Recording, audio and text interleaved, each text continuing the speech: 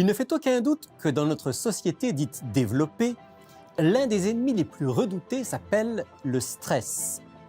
Rythme rapide et incessant, recherche constante de la performance, souci quotidien de l'image qu'on projette, tous les ingrédients sont réunis pour que le niveau de stress soit élevé. Au cœur des 10 paroles, ce qu'on appelle généralement les 10 commandements, se trouve un principe qui pourrait bien être l'un des remèdes les plus efficaces pour notre monde stressé.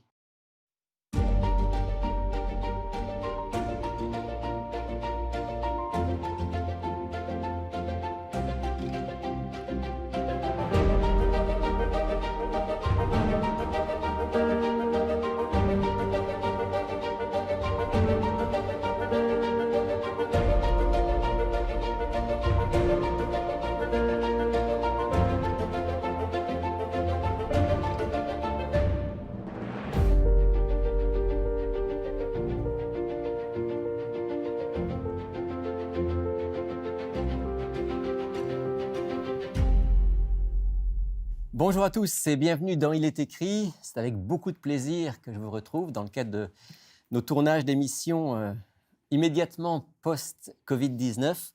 Aujourd'hui, pour reprendre notre série sur les 10 paroles. Je n'aurai malheureusement pas avec moi aujourd'hui France Béchard, mais j'ai le plaisir de recevoir Patrick Dupuis. Bonjour Patrick. Bonjour Rémi. Et Ngoy Kiala qui nous vient de Québec. Bonjour Ngoy. Bonjour Rémi. Aujourd'hui, donc, on va parler de la 4e parole. Et avant toute chose, si vous êtes d'accord, on va commencer par lire cette 4e parole qui se trouve donc dans Exode chapitre 20 à partir du verset 8. « Souviens-toi du jour du repos pour le sanctifier. Tu travailleras 6 jours et tu feras tout ton ouvrage, mais le 7e jour est le jour du repos de l'Éternel ton Dieu. Tu ne feras aucun ouvrage, ni toi, ni ton fils, ni ta fille, ni ton serviteur, ni ta servante, ni ton bétail, ni l'étranger qui est dans tes portes. Car en 6 jours, l'Éternel a fait les cieux, la terre et la mer, tout ce qui est contenu, et il s'est reposé le 7e jour. C'est pourquoi l'Éternel a béni le jour du repos et l'a sanctifié. »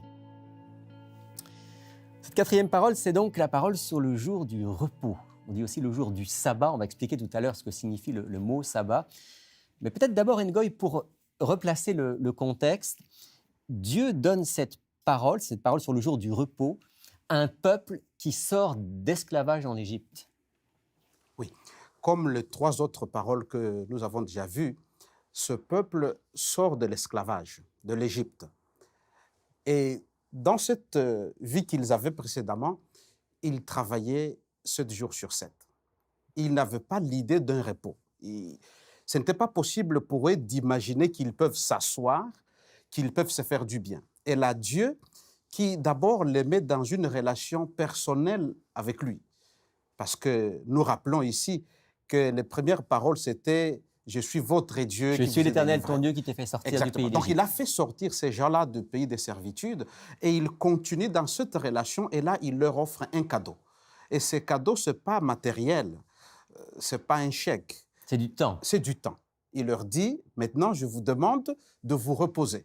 Et pour ces esclaves qui avaient passé des décennies à travailler pour des Égyptiens sans arrêt et à leur commande, ça fait quelque chose d'extraordinaire, un bouffée d'oxygène pour dire on peut maintenant se reposer. Je ne sais même pas s'ils avaient bien réalisé ce qui leur arrivait. Vous pouvez imaginer ce que ça représentait. Exactement. Et là, Dieu leur dit, c'est un cadeau que je vous offre pour votre bien. Vous pouvez désormais prendre 24 heures pour vous reposer parce que c'est mon jour à moi que je vous donne pour que vous le mettiez à part.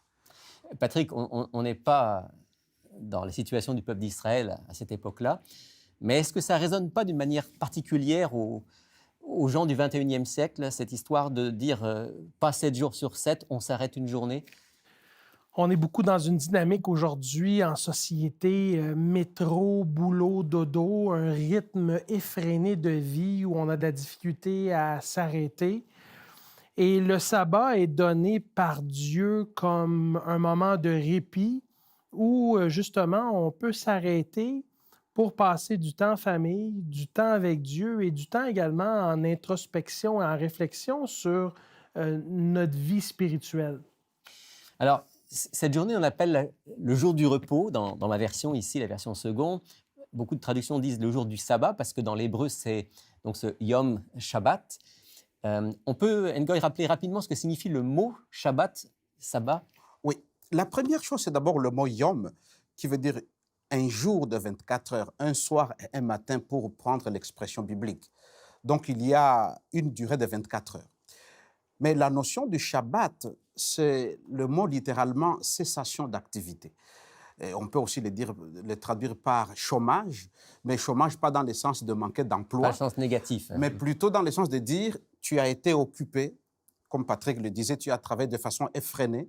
Il est temps que tu puisses te retirer de toutes tes activités, qu'elles soient financières, qu'elles soient manuelles, qu'elles puissent être des préoccupations d'ordre matériel ou autre, pour que tu te retires, pour que tu te tournes vers d'autres choses. Et ici, ces autres choses, c'est Dieu, pour que tu te tournes vers Dieu pendant un temps, pendant 24 heures. C'est une journée de vacances hebdomadaires, mais de vacances avec un but particulier. Le texte dit « pour le sanctifier », certaines traductions vont dire « pour le consacrer ». Comment tu comprends ça, Patrick, consacrer cette journée-là?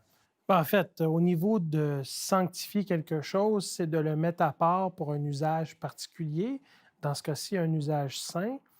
Et Dieu est en train de nous donner un commandement. On parle des 10 paroles, on parle du décalogue, on parle également des 10 commandements. Mais il faut comprendre que ce n'est pas une dynamique restrictive de la part de Dieu. Au contraire, quand Dieu donne le sabbat à l'être humain, il le donne parce qu'il sait que le sabbat va faire du bien à l'être humain, et il donne aussi l'opportunité à l'être humain d'entrer dans une relation beaucoup plus privilégiée avec Dieu, parce que Dieu dit, ben, ce temps-là, je veux le consacrer à notre relation, je t'aime et je veux te donner une opportunité particulière de répondre à cet amour. Et le sabbat est donné dans ce contexte. Et Patrick, là, il y a une objection qui est souvent faite par rapport à ceux qui pensent que ce n'est pas important, cette journée du sabbat. L'objection, généralement, est la suivante, mais finalement, on vit tous les jours avec Dieu. Qu'est-ce qu'on répond à ça? Bien, concrètement, si je prends mon exemple, ben, c'est pas que je pense moins à Dieu les autres jours de la semaine, c'est plutôt que je pense davantage et plus à Dieu le sabbat, parce que le contexte de la journée, les différentes activités auxquelles je m'adonne, la cessation de certaines activités pour donner du temps à d'autres activités, privilégie une réflexion sur Dieu, privilégie un moment de méditation avec Dieu ou de contemplation sur Dieu. Pour donner un exemple qui est plus humain, terre à terre, on va dire, si par exemple j'ai une femme, j'ai des enfants, je suis avec eux tous les jours, je vis avec eux tous les jours, et ils sont probablement parmi les plus importants, les personnes les plus importantes de ma vie.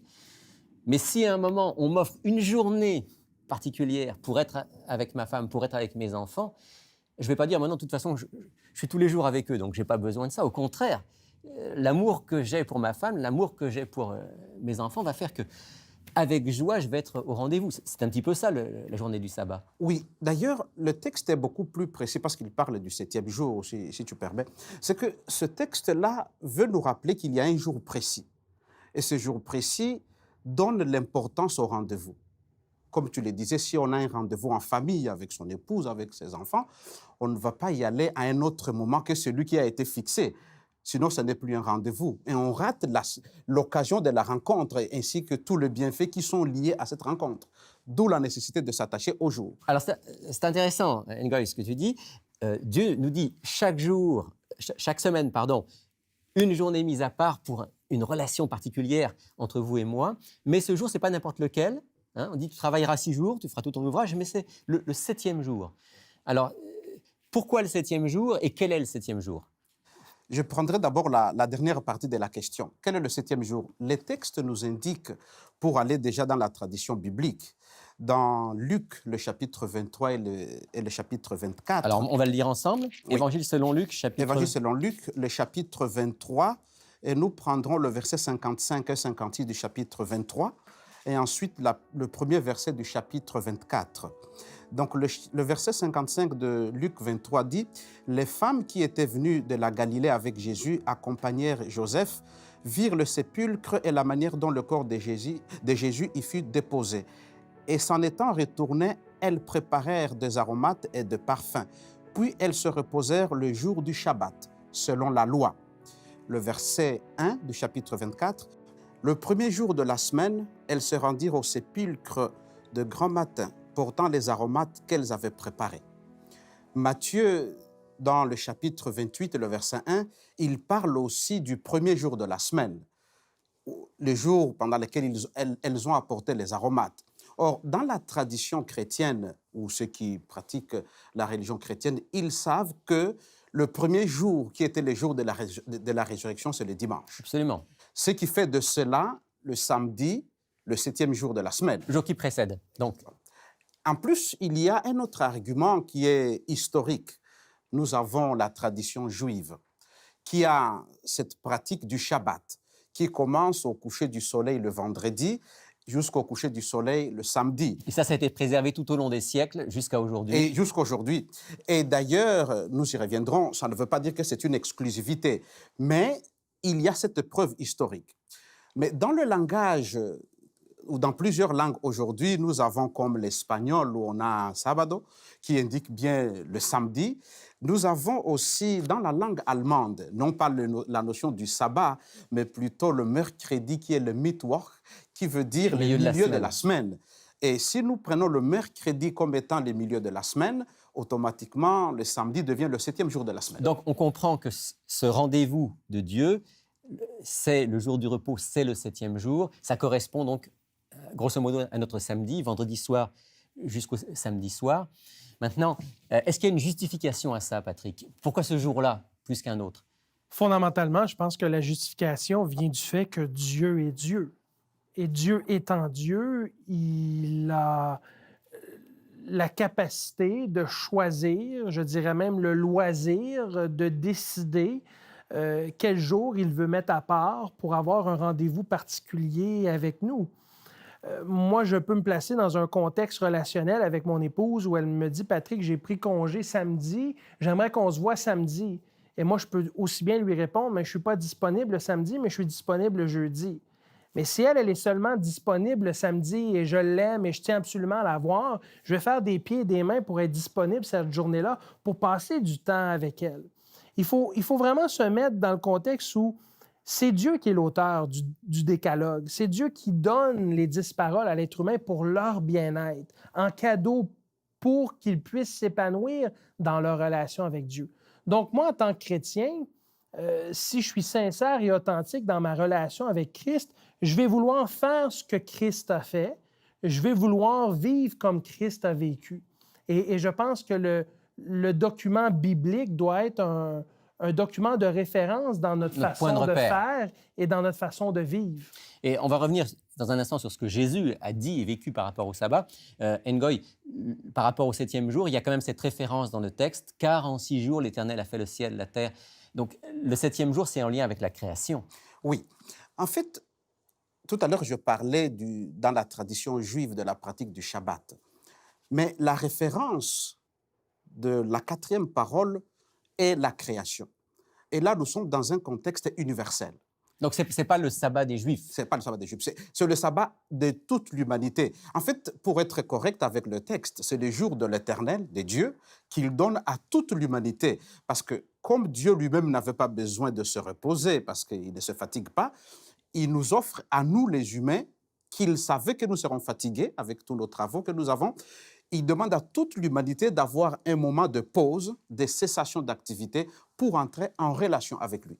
Pour pouvoir, de manière spéciale, communiquer et communier avec lui. Oui. Et c'est ça que Jésus a montré. Jésus nous a montré que le jour du sabbat devait être justement un jour de profonde libération, de profonde communication avec Dieu. Est-ce que, Patrick, tu peux nous citer 1 ou 2 exemples de la manière dont Jésus vivait ou voyait le jour du sabbat, cette journée du repos? Il y a plusieurs passages dans les évangiles, un entre autres qui se trouve dans l'évangile de Luc, le chapitre 4. Luc chapitre 4? Oui, Luc chapitre 4, le verset 16, qui me semble intéressant à partager avec nos auditeurs. Donc, évangile de Luc chapitre 4, verset 16, où il est écrit « Il, en se référant à Jésus, se rendit à Nazareth, où il avait été élevé, et selon sa coutume, Il entra dans la synagogue le jour du sabbat. Il se leva pour faire la lecture et on lui remit le livre du prophète Ésaïe. Ce qui est intéressant à noter dans ce texte, c'est le fait que selon sa coutume, Jésus allait à la synagogue, donc avait mis à part un temps pour Dieu, pour se réunir avec ceux qui partageaient la même foi que lui, et ça donnait certaines activités qui lui permettaient de se rapprocher de Dieu. Non seulement aller à la synagogue, mais également lire le récit inspiré, dans ce cas-ci le texte du prophète Ésaïe. Alors, il y a cette idée dans le sabbat, le jour du repos, d'un rapprochement avec Dieu. Et Jésus lui-même met cette journée à part, il va rencontrer Dieu et rencontrer aussi d'autres croyants à la synagogue, ce qui correspondrait pour nous à l'Église aujourd'hui. Hein? Exactement. Et malheureusement, à l'époque de Jésus, le sabbat avait été embourbé, si on veut, et la façon dont... La tradition. Exactement. La façon dont la tradition des pharisiens était apportée au peuple, cela avait mis beaucoup de poids sur les épaules du peuple à la façon de vivre le sabbat. Et à un moment donné, le Christ, dans l'Évangile de Matthieu, au chapitre 12, le verset 8... On va le lire ensemble, oui. Donc, Évangile de Matthieu, chapitre 12, verset 8. Juste pour donner un peu de contexte, là, Jésus est confronté par les pharisiens sur la façon de mettre en pratique cette journée. Et Jésus va leur répondre au verset 8, « Car le Fils de l'homme est maître du sabbat. » Qu'est-ce que ça veut dire, ça? Le Fils de l'homme est maître du sabbat. Bien, il y a l'élément que Jésus, en fait, est l'instigateur et le créateur, celui qui a mis en place cette journée. Et donc, forcément, parce que c'est lui qui l'a mis en place, il est le meilleur positionné pour être capable d'expliquer... Le meilleur interprète. Comment on peut le vivre. Absolument, absolument. D'ailleurs, le mot là, en grec qui est utilisé pour maître peut aussi être traduit par seigneur, hein, du sabbat. Donc on voit que Jésus nous dit ici, si vous voulez savoir quel est le sens véritable du sabbat et comment le vivre, eh bien, faites référence à ce que moi j'ai enseigné et moi ce que j'ai vécu. Et on va le faire d'une certaine manière la prochaine fois, dans notre prochaine émission, où on va regarder de manière très concrète comment Jésus a vécu le sabbat, pour que ça puisse nous inspirer, nous aussi, dans notre manière de la vivre. Dans le petit temps qui nous reste, avant de terminer cette émission, je pense que ça serait bien qu'on puisse, à titre personnel, donner un petit peu un témoignage de qu'est-ce que représente ce jour du repos, qu'est-ce que représente cette journée du sabbat pour nous, et en quoi est-ce que c'est une journée délicieuse, dit le prophète Ésaïe, Ngoï. Et pour moi, je vis le sabbat d'abord en référence au texte, parce que dans le verset 8 et 9, il est dit « Tu travailleras 6 jours et le 7e jour, tu te reposeras ». Il y a un élément très important, c'est que le sabbat a une signification lorsque j'ai travaillé et que je me suis fatigué. Et cela devient un bien immense lorsque, avec nos agendas qui sont chargés, où nous ne savons plus à quoi donner de la tête, nous sommes très préoccupés et occupés, ça devient une libération de la servitude de toute sorte d'esclavage que nous nous sommes imposés ou que la vie nous impose. Donc, pour moi, c'est m'imaginer que j'entre en vacances, mais pas des vacances qui vont me demander des réservations, des billets d'avion, de la fatigue de préparation de la voiture pour voyager, mais vraiment un repos intérieur où je peux m'asseoir et me dire d'où je viens, parce que j'ai un créateur. Oui, ça c'est le rappel. Hein. Oui, j'ai un créateur et qui me veut du bien. Comment est-ce que je peux faire dans mon environnement immédiat? Comment lui rendre gloire? Comment être en contact avec lui pour profiter de la nature? Donc, ça devient un bien. Et je le vis de cette façon-là. Tu travailleras 6 jours, m'est donné comme indication pour dire tu peux t'arrêter. Et le 7e jour, tu entres en contact avec Dieu au maximum. Comment tu vis cette journée particulière, Patrick? Je me sens valorisé dans un monde où, malheureusement, trop souvent, l'être humain est dévalorisé.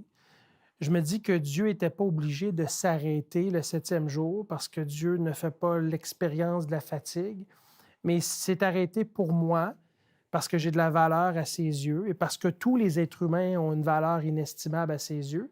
Et il se dit, je veux passer du temps avec toi. Je suis ton créateur, tu es ma création. Et c'est une façon pour moi de te dire que je t'aime, c'est de t'accorder de mon temps. Et ça, c'est quelque chose qui me fait énormément de bien. Si je peux rajouter un petit mot personnel, je dois avouer que j'aime particulièrement dans la journée du sabbat le début du sabbat, le vendredi soir, où quelque part mentalement, avec l'aide de Dieu, j'ai appris à décrocher de toutes les activités nombreuses qui sont les miennes dans la semaine. Et vraiment, souvent d'ailleurs avec un peu de musique tranquille, de pouvoir m'asseoir avec mon épouse, parfois avec des amis, et là, rentrer dans cette relation paisible. Le sabbat me fait penser à cette dimension de paix, de tranquillité, de silence, mais de joie. Et je remercie Dieu pour ça. Et on pourrait le remercier ensemble dans la prière en terminant. Est-ce que, Patrick, je peux te demander de prier avec nous? Avec plaisir. Père éternel, on a pris un moment pour discuter d'une journée que tu nous as donnée en cadeau, le sabbat, une journée de repos. Seigneur, on aimerait te demander à tous ceux qui le veulent bien, à tous ceux qui choisissent d'ouvrir leur cœur, que tu puisses nous montrer comment faire de cette journée un moment privilégié avec toi. Aide-nous à faire l'expérience d'une paix plus profonde, d'une joie plus présente et d'un amour inconditionnel qui nous envahit. Seigneur, nous te demandons l'opportunité de vivre les bénédictions du sabbat et nous te le demandons au nom du Christ. Amen. Amen.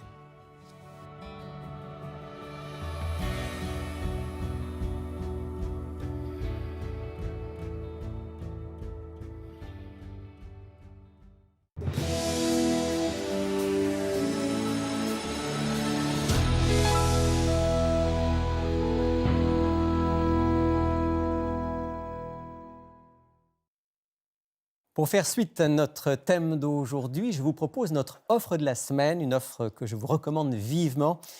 Il s'agit de ce coffret de DVD que j'ai entre les mains, intitulé « Le 7e jour, révélation des pages perdues de l'histoire ». Alors en fait, en 5 émissions qui ont été adaptées en français par Il est écrit, eh bien, on vous présente toute l'histoire du sabbat, depuis l'origine, depuis la Genèse, jusqu'à aujourd'hui, à travers toute l'histoire. Et c'est fascinant de voir qu'à travers toute l'histoire, des hommes, des femmes, des croyants ont mis à part cette journée du sabbat. Et contre vents et marées, parfois en faisant face à la persécution, ils sont restés fidèles à ce jour du repos institué par Dieu. Alors, si vous voulez en savoir davantage, n'hésitez pas à commander ce coffret pour seulement 20 $ plus les frais de port. Ça vaut vraiment, vraiment la peine. Dans quelques instants, à la fin de ce segment, nous allons vous rappeler nos coordonnées pour que vous puissiez faire votre commande. Le 7e jour, un coffret de 5 DVD. Mais avant d'aller plus loin, je veux me tourner vers mon ami Claude Trépanier. Bonjour Claude. Bonjour Aimé. Claude, tu es le pasteur du Centre Il est écrit. Tu as souvent des questions qui te sont posées, comme moi-même. Et là, j'aimerais qu'on réponde ensemble à une question d'un auditeur qui demande « Peut-on se baptiser soi-même dans une baignoire ?» Merci d'avance pour votre réponse. Est-ce qu'on peut se baptiser soi-même? Je comprends l'idée là, de se baptiser, de s'enfoncer complètement dans une baignoire et d'en sortir, mais il faut qu'on comprenne qu'il y a plus que le geste d'aller dans l'eau et d'en sortir. Il y a le fait que c'est un peu comme un mariage. Un mariage, tu as le conjoint, la conjointe, tu as le célébrant. Donc, ça prend un minimum de 3 personnes. Dans une baignoire, on peut dire Dieu était là, moi je suis là, mais ça en fait juste 2. Il n'y a pas de témoin. Il n'y a pas de témoin. Et dans mon livre à moi, en tout cas, c'est que finalement, parce que c'est comme un mariage, il n'y a pas d'invités, il n'y a pas de gens qui sont là pour se réjouir avec toi, de dire aux autres, on était là aux noces, on a participé, c'était une belle journée, on sait qu'il est marié, puis elle aussi, ils ont été mariés ensemble, puis écoute, il était tellement beau, puis tout le monde a des commentaires, plutôt que de dire, je reviens de Las Vegas, je dis, moi puis ma conjointe, on est monté là-bas, on s'est mariés, puis là, il faut que j'essaie de faire le tour pour aller essayer de dire à tout le monde que, dans le fond, j'ai fait le grand saut, je me suis marié. Et finalement, tout le monde, une fois qu'ils ont compris l'histoire, ils se retournent de bord et disent pourquoi il était à Las Vegas? Pourquoi il n'a pas invité ses frères, ses sœurs, ses parents? Pourquoi il n'a pas invité ses amis? Puis tout le monde remet en question un peu son mariage. Fait que je pense que c'est quelque chose, c'est un geste qui doit être fait, pas à la cachette, mais qui doit être fait Ouais, ce que tu es en train publiquement. de nous dire, le baptême est un engagement public, un peu comme le mariage est un engagement public à vivre ensemble, à construire ensemble, et que de ce fait-là, je ne peux pas être tout seul dans ma baignoire ou ailleurs d'ailleurs. Ouais, exactement. Dans la Bible, on n'a pas d'exemple de quelqu'un qui se baptise lui-même. On est toujours baptisé par quelqu'un. Jean le Baptiste Oui, baptisait. Jésus lui-même a été baptisé exact. par Jean. Hein. Exact. Et puis tous les autres exemples bibliques, Ou l'eunuque et Philippe, il a Ouais. dit ici, il y a de l'eau, qu'est-ce qui m'empêche d'être baptisé? absolument. Donc. Absolument. Donc la Bible nous parle d'être baptisé par quelqu'un. Exact. Et il y a probablement une autre raison encore pour cela. Et je la trouve dans la première lettre de Paul aux Corinthiens au chapitre 12 et au verset 13, où l'apôtre Paul dit « Nous avons tous en effet été baptisés dans un seul esprit pour former un seul corps, soit juif, soit grec, etc. » Donc, tous baptisés dans un seul esprit pour former un seul corps. Autrement dit, quand je suis baptisé, ce n'est pas simplement une affaire entre Dieu et moi, bien sûr c'est entre Dieu et moi, Exact. mais c'est aussi le moment où je deviens membre de ce corps qu'est l'Église et le pasteur ou la personne qui me baptise représente ce corps de Christ qu'est l'Église. Yeah. Et c'est la raison pour laquelle je ne me baptise pas moi-même, ce qui me ferait croire que c'est juste mon affaire entre moi et Dieu, personne n'est concerné. Mais en réalité, je suis aussi maintenant membre de ce corps qu'est l'Église. Oui, et justement, Paul parle du corps qui est le corps du Christ et qu'à la tête de ce corps-là, c'est Christ. Donc, si tout le monde va et se baptise lui-même, mais est-ce qu'il va faire partie du corps? Ou est-ce qu'il va se dire, je suis autosuffisant, je n'ai pas besoin du corps? Et là, on tombe dans une dimension que finalement, on pense qu'on est un île en soi et qu'on n'a pas besoin de fraterniser avec les autres. Puis je pense pas que c'est le but. C'est effectivement pas l'enseignement de la Bible. C'est pas le but de la Bible, c'est pas le but de l'enseignement, puis c'est pas le but que l'amour veut justement se faire comprendre. Merci Claude, on pourrait parler encore longtemps, on doit s'arrêter là. Je veux vous rappeler notre offre de la semaine. Le 7e jour, un coffret de DVD. Voici comment l'obtenir. Pour effectuer votre commande, écrivez-nous à Il est écrit, casier postal 99, succursale Rosemont, Montréal, Québec, H1X3B6. Vous pouvez également passer votre commande sur le web à ilétécrit.tv ou par téléphone au 514-729-3515 dans la région de Montréal et sans frais au 1-866-729-3515 pour l'extérieur de Montréal. Pour connaître nos lieux de rencontre dans la province du Québec et ailleurs au Canada, appelez-nous au 1-866-729-3515 ou visitez le www.sdaqc.org/église au pluriel. C'est la fin de cette émission. Merci beaucoup d'avoir été avec nous aujourd'hui. Rendez-vous la semaine prochaine pour la suite de notre échange sur le thème de la 4e parole, le jour du repos, les aspects pratiques du jour du sabbat. Mais d'ici là, souvenez-vous, il est écrit « L'homme ne vivra pas de pain seulement, mais de toute parole qui sort de la bouche de Dieu. »